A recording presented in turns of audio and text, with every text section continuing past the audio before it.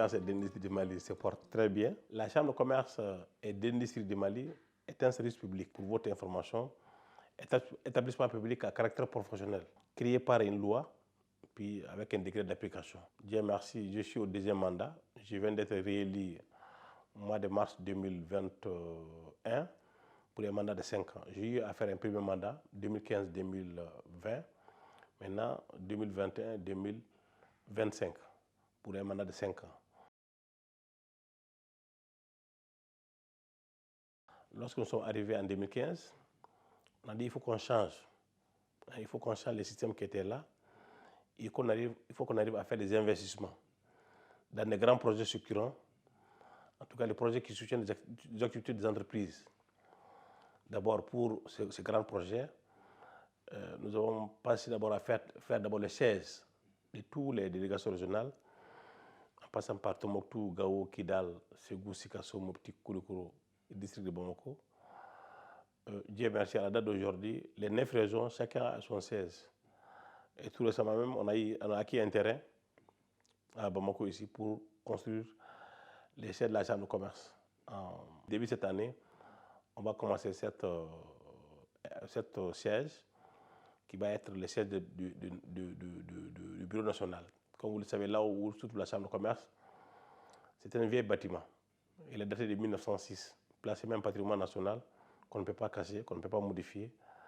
Vu l'augmentation ou l'évolution des activités des entreprises aujourd'hui, il faut que la Chambre arrive à avoir une siège digne de ce nom, avec un building. Hein. Pour votre information, le siège qu'on va construire, le nouvel siège qu'on va construire, elle va être autour de 10 étages, avec plusieurs salles de conférence. Il y a des programmes pour l'aménagement des zones industrielles. Comme vous savez, aujourd'hui, un pays développé, c'est les pays industrialisés. Nous avons 84 zones industrielles au Mali. Nous avons demandé avec l'État pour nous attribuer une partie de ces zones industrielles pour qu'on les aménage. En dehors de ça aussi, nous souhaiterons avoir dans le programme de la Chambre de commerce pour 2021-2025, faire aussi des ports secs, hein, à Kaï et puis à Sikasso. Et puis faire aussi des marchés modernes, des grands malls, des grandes surfaces de malls, et puis des centres de foires, hein, d'exposition, et puis des chambres froides pour pouvoir contenir le produit périssable, hein, que nous avons souvent ici à partir du mois de janvier, février, mars, avril, mai, juin. Il y a vraiment une forte demande par rapport à ces domaines. Bref, nous avons des équipements, en tout cas l'investissement, les programmes d'abord que nous avons pour les deuxièmes mandats, 70% vont aller dans les équipements qui soutiennent les activités des entreprises. Donc, à titre d'exemple, je viens de citer quelques infrastructures que nous souhaiterons faire, sinon il y en a encore beaucoup. Nous avons une direction qu'on appelle DAE, Direction Appui aux entreprises. 80% de ces activités vont vers l'accompagnement des jeunes et des femmes dans le cas de création des entreprises, et les former et les aider aussi à avoir des financements. Ces programmes aussi existent. Le soutien des entreprises à travers des formations d'identification, l'accompagnement pour la création de jeunes, surtout les jeunes et les femmes. Mardi prochain, on va démarrer, j'ai eu un financement avec la BAD pour 500 000 $ pour aider à soutenir les entreprises, des jeunes et des femmes. Et puis, avec aussi l'Union européenne, il y a un projet qu'on appelle Archipelago. Ça aussi, on a réussi à près 470 000 €, mais c'est dans le cadre de l'accompagnement des entreprises, des jeunes et des femmes. Je pense que c'est des projets souvent qui aident beaucoup la jeunesse. L'un des objectifs de la Chambre de commerce, c'est aider aux jeunes de s'installer à leur compte. Hein? On est en train d'identifier au niveau de la Chambre de commerce les projets porteurs.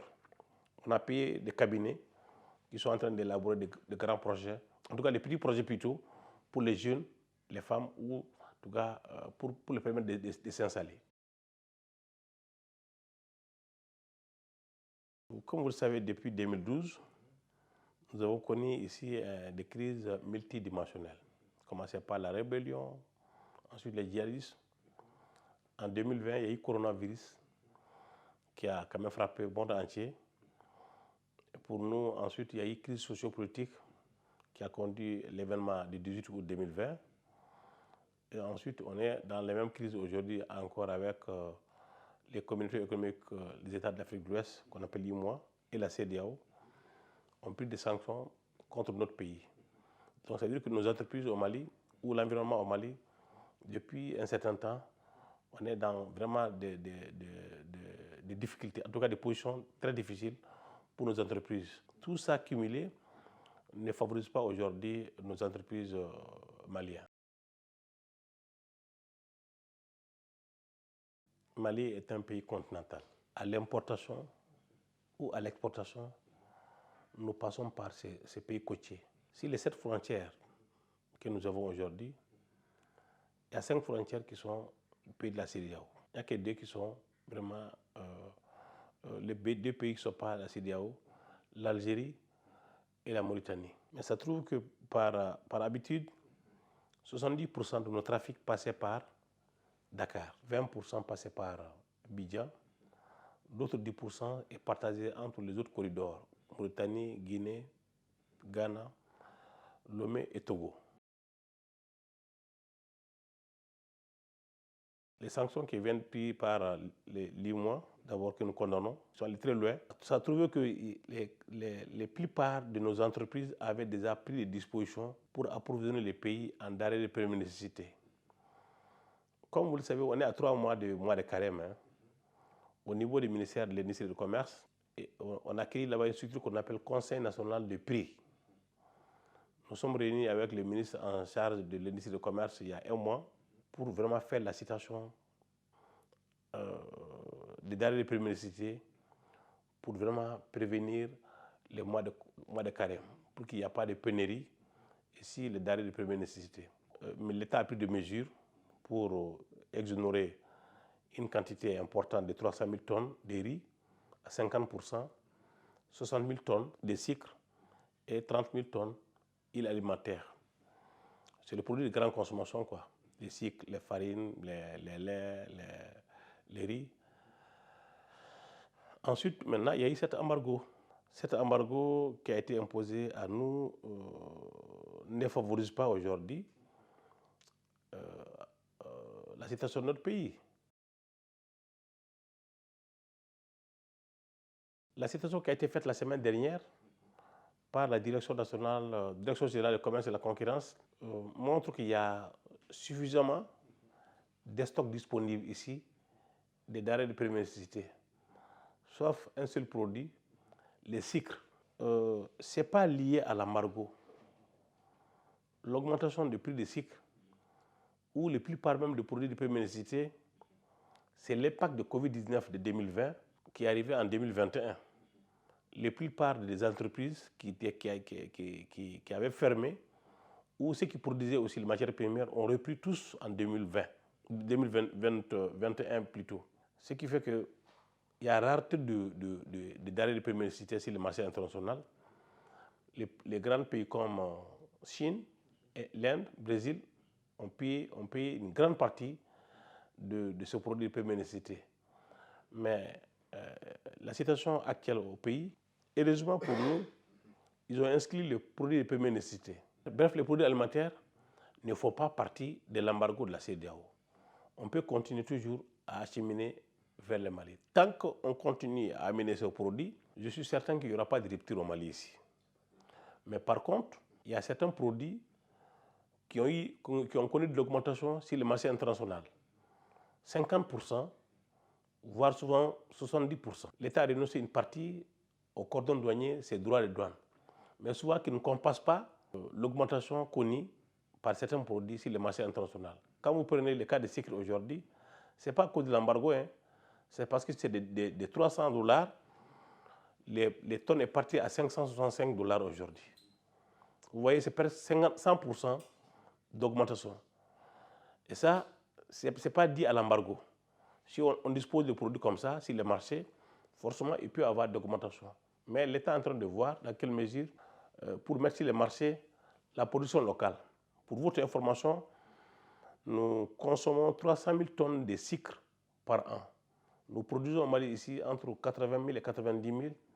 Les 200 000 et 210 000, les gaps là, on est obligé d'importer ça à l'extérieur. Nous consommons à peu près 2 millions de tonnes de riz. Nous produisons entre 60 ou 70% aussi au Mali ici. Le reste est importé de l'international. Mais qui connaît les centres de production de notre pays, qui est de l'Office du Niger, ou en tout cas certaines, l'Office de Djenné, qui a connu vraiment cette année, avec l'insécurité, la production locale a connu vraiment des difficultés. Donc, tous ces facteurs-là réunis aussi peuvent amener des difficultés par rapport à l'approvisionnement, en tout cas par rapport à la disponibilité de ces produits sur les marchés. L'île alimentaire aussi a connu d'augmentation sur le marché international. Et le bleu, et l'engrais. Donc ça veut dire que cette situation, l'impact de Covid-19 va être senti en 2022. Ce n'est pas lié à l'embargo. Il faut que les gens arrivent à faire cette différence. L'embargo qui a été imposé la semaine dernière n'a rien à voir avec l'augmentation de ce prix pratiqué aujourd'hui sur le marché international. Il y a d'autres matières premières qui sont destinées pour nos unités industrielles. Ça, ils vont avoir des difficultés parce que la plupart de nos unités aujourd'hui, ils importent les matières premières pour transformer ça au Mali. À titre d'exemple aussi, les cas de ciment. Je ne sais pas si vous avez entendu dans ces 2 jours-là, les tonnes est parti de 90 000 à 110 000 ou à 120 000. C'était le même prix l'année dernière. Janvier ou février l'année dernière, c'était aussi la même chose. Mais ça aussi, ce n'est pas lié à l'embargo. Ce n'est pas aussi lié à l'impact de Covid-19.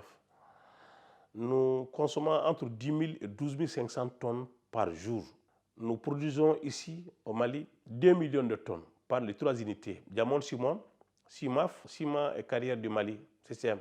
Les 2 font après. Les 3 unités qui sont au Mali ici font 2 millions de tonnes. On est obligé d'importer 2,5 millions, voire 3 millions de tonnes à partir du pays côtiers, comme Sénégal. D'ailleurs, 70% des ciments viennent de là-bas. Les restes, Abidjan et puis les autres pays. Mais les unités qui sont là,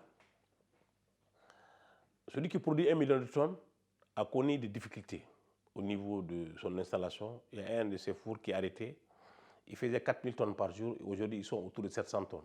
Les autres qui importaient aussi leurs matières premières ont vu que ces matières premières sont bloquées aujourd'hui à Dakar.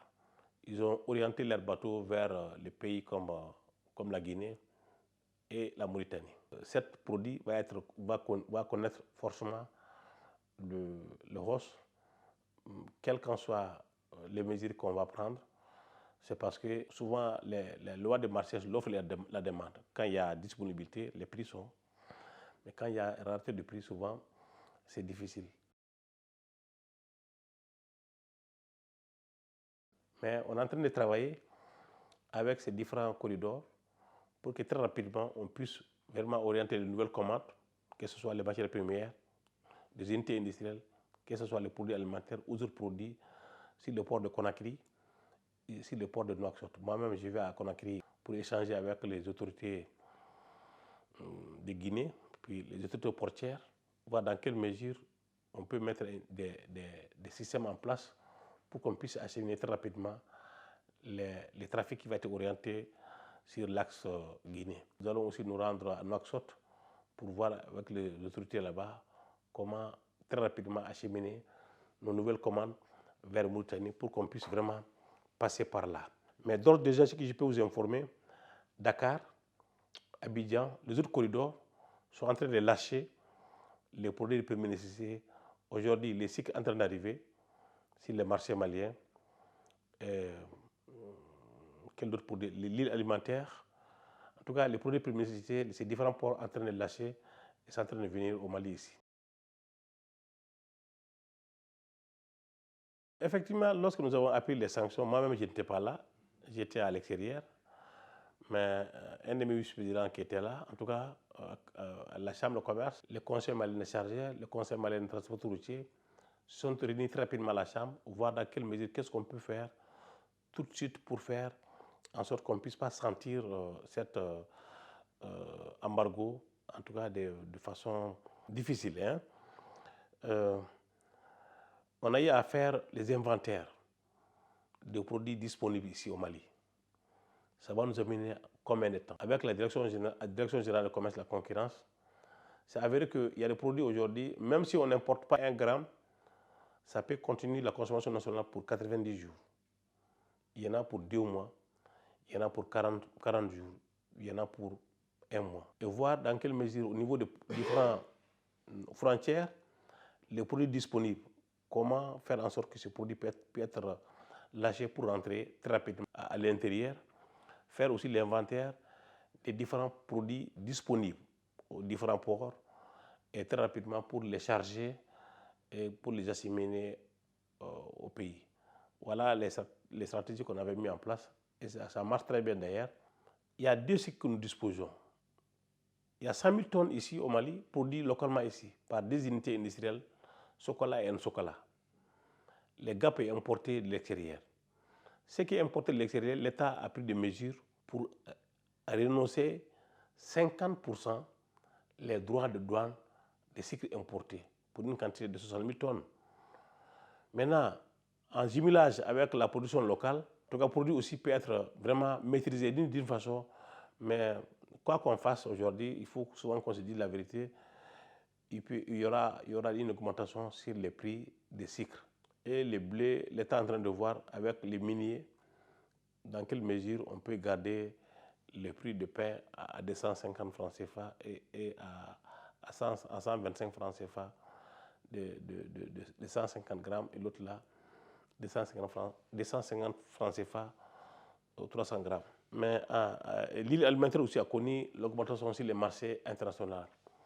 Comme l'État a la possibilité aujourd'hui, si le prix prend à changer à l'extérieur, au cordon douanier, l'État peut renoncer les droits de douane pour dire écoutez, nous, à chaque litre d'huile aujourd'hui, à titre d'exemple, vous payez 65% au cordon douanier, nous on peut vous renoncer 50% ou on renonce tout d'ailleurs pour que vous vendez les litres à prix vraiment raisonnable ou le prix habituel qu'on vendait entre 900 francs et 1100 francs CFA.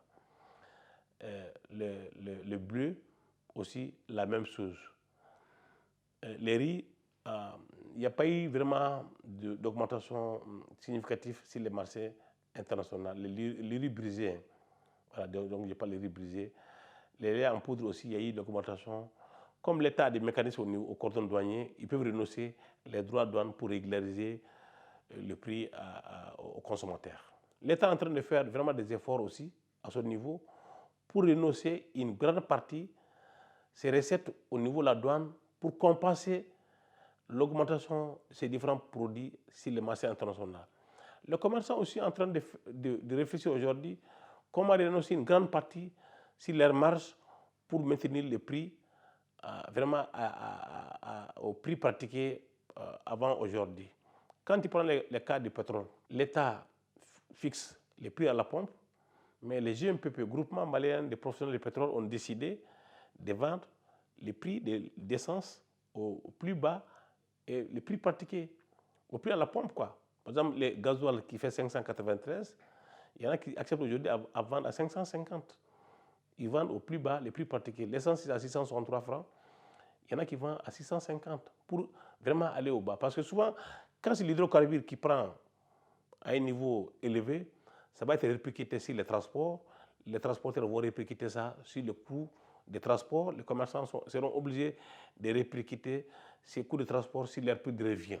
C'est ce qui justifie souvent l'augmentation des prix pratiqués. Mais aujourd'hui, l'hydrocarbure, vraiment, les prix est maintenu. Maintenant, les gaz butane vont avoir aussi des difficultés. Les prix, les produits comme gaz butane, il peut y avoir aussi l'augmentation. Mais ça, c'est dû à la subvention que l'État faisait avant pour maintenir le prix à un niveau. Mais aujourd'hui, si cette subvention ne continue pas, les gens sont obligés de vendre encore les prix de revient de leur coût de gaz butane. Donc, ça va aussi voir, certains produits aussi, on va sentir l'augmentation sur le gaz butane aussi. Si on s'organise bien, on va avoir des difficultés. Mais ce ne serait pas vraiment des choses qui vont vraiment... Parce qu'aujourd'hui, les choses les plus importantes, c'est de régler les produits alimentaires.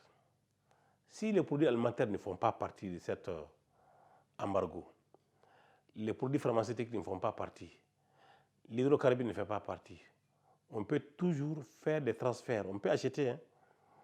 Le blocus au niveau de la BCAO ne concerne pas les opérations privées. Quelqu'un qui veut acheter aujourd'hui, envoyer de l'argent pour envoyer de l'argent à son fournisseur, tu peux envoyer de l'argent n'importe quel montant. Il suffit seulement de se rendre dans le cadre de ce produit autorisé par la CEDEAO. Si vraiment le produit alimentaire arrive à être sur le territoire national, en quantité, en qualité et à moindre coût, qu'on a l'hydrocarbure partout, avec vraiment un coût raisonnable, au moindre coût, et je pense que une grande partie du problème est réglée. Certes, il y a des difficultés parce que je disais aujourd'hui, les autres produits aussi, on peut considérer aussi que c'est des produits de première nécessité parce qu'aujourd'hui, ciment, là, c'est indispensable. Les fers à béton, les autres produits, il nous faut ça. Les unités industrielles qui sont dans notre territoire aujourd'hui, même les mines d'or, qui contribuent beaucoup sur les recettes fiscales, il faut qu'on arrive à trouver des moyens pour qu'ils puissent amener leurs matières premières qui continuent à produire pour ne pas mettre les semences techniques.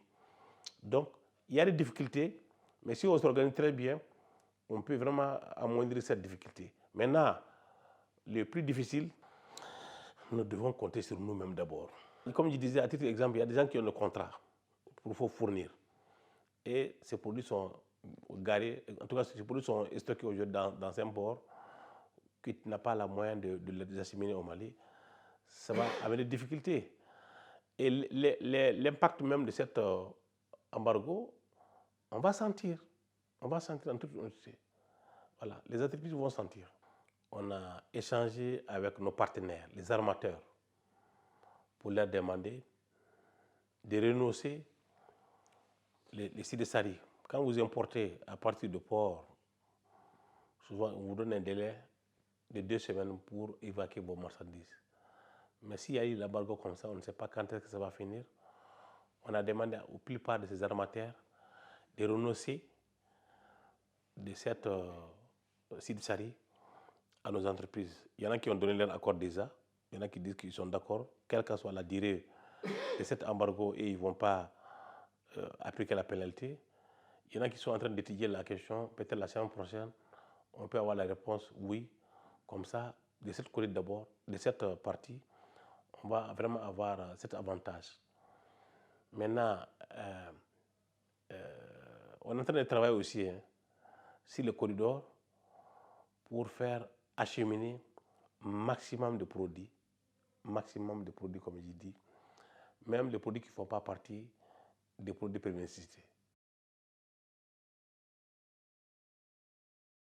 Chaque pays a ses avantages comparatifs. Le Mali a des potentialités extraordinaires. Nous avons des terres, nous avons de l'eau, nous avons du soleil.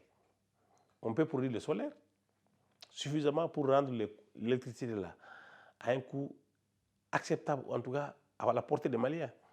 Ce n'est pas un luxe, c'est une nécessité. À travers le solaire que nous disposons aujourd'hui, on peut mettre des solaires partout pour avoir de l'électricité à moindre coût. On peut aménager suffisamment au bord de cette fleuve qui traverse notre pays ici, 1448 km, pour produire tous les besoins de notre pays. En tout cas, pour nourrir les Maliens à moindre coût. Les autres secteurs, les cotons que nous disposons aujourd'hui, nous transformons à moins de 1%, pour votre information. Si les CMT fait 700 000 tonnes, 800 000 tonnes, ils vont exporter briquement comme ça 400 000 fibres, mais qui est transformé ailleurs. Le tissu que je porte comme ça, ce n'est pas une publicité, hein, c'est le tissu cotonnade. Nous mettons 400 milliards CFA par an en habillement, en ameublement, par an. Textile. Pourtant, on pouvait transformer ce coton au Mali ici pour que tout le monde puisse porter et créer la valeur ajoutée ici. Hein? pour votre information, ce secteur aussi peut vraiment contribuer à absorber tout le chômage que nous parlons aujourd'hui des jeunesses là. Quand nous aménageons dans les zones officielles, à titre d'exemple, 500 000 hectares. L'Office, en 1960, je ne sais pas quelle année, avant l'indépendance, à nos jours, on n'a pas aménagé 150 000 hectares. Pourtant, quand on fait un programme pour aménager aujourd'hui 500 000 hectares, à raison de 10 personnes par hectare, on peut absorber 4 millions d'emplois. 1 hectare, 10 personnes. Pour 500 000 hectares, regarde toutes les jeunesses là. Et puis on va produire tout ce dont on a besoin jusqu'à ce qu'on puisse exporter de l'extérieur. Notre souhait le plus absolu aujourd'hui, qu'on n'importe plus encore 1 kilo de riz. Nous avons suffisamment de terres ici disponibles. Nous pouvons bien aménager ces terres pour cultiver les 2 millions de tonnes que nous consommons. Comme ça, on ne va plus encore importer les riz. Et puis produire encore suffisamment, aménager suffisamment pour produire du blé au Mali ici, pour qu'on n'importe plus encore du blé pour faire des farines. Voilà les produits de grande consommation. Et les céréales ici, il n'y a pas de difficulté, céréales qui sont produits ici. Et les autres produits de première nécessité, si nous produisons, si nous pouvons vraiment aménager ici suffisamment les terres pour cultiver vraiment la consommation nationale, c'est l'idéal. Ça, je lance l'appel aux plus hautes autorités et le secteur privé vraiment de penser à aller vers des choses comme ça. Mais en attendant qu'on trouve des capacités de stockage, par exemple l'hydrocarbure aujourd'hui, nous consommons au moins 2 milliards de litres par an, tout produit confondu. Mais nous avons à peu près 60 millions de litres de capacité de stockage. Il y a un manque de capacité de stockage pour les dépôts. Heureusement, le secteur privé malien, à travers son groupement qu'on appelle GMPP, Groupement malien des professionnels du pétrole, dispose aujourd'hui de 6 000 camions, 5 000 à 6 000 camions, qui jouent un rôle extrêmement important pour la capacité de stockage. La plupart de ces produits aujourd'hui importés sont dans ces camions. Nous avons plus de 1100 services encore sur les territoires qui ont une capacité de stockage.